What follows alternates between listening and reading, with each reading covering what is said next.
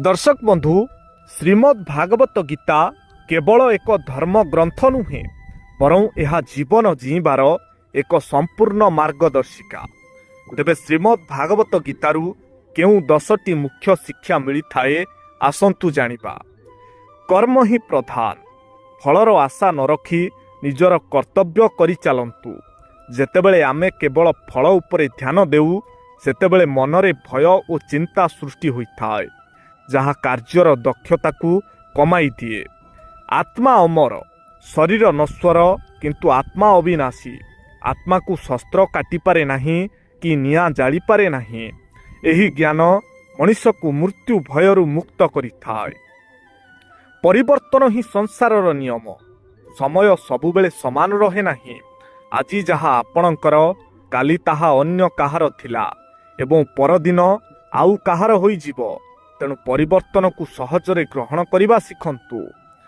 क्रोध उपरे नियंत्रण। क्रोधरु भ्रम जन्म हुए एवं भ्रमरु बुद्धि नष्ट हो जाए। बुद्धि नष्ट हेले मनुष्यर पतन घटे। तेणु शांत रहिबा श्रेष्ठ गुण। मन को संयम करिबा। मन हेउछि मनुष्यर सबुठारु बड़ बंधु एवं सबुठारु बड़ शत्रु। जे निज मन को जीति पारिछि से संसार को जीति पारिबो। समदर्शिता, सुख दुख, लाभ क्षति और जय पराजय को समान भावरे ग्रहण करने उचित।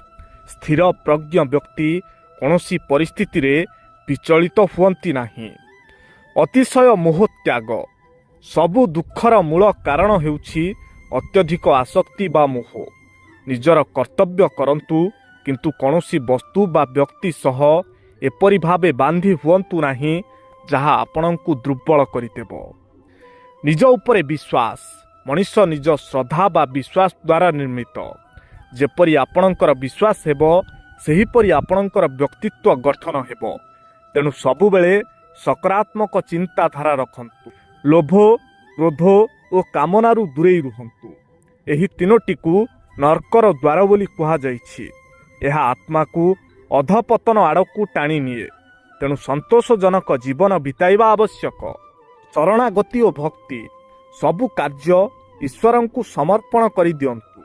जेतेबेले मनुष्य अहंकार त्याग करी परमात्मा को शरणापन्न हुए सेतेबेले से समस्त पाप और भयरु मुक्ति पाए। कौन सांग माने ठीक तो? कमेंट रे आपणकर उत्तर निश्चय लिखंतु।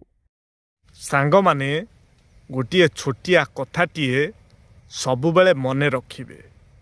आईना केबे मिछ कहे ना, आउ परिश्रम केबे धोका दिए ना। कौन ठीक तो? कमेंट रे आपणकर उत्तर निश्चय लिखंतु।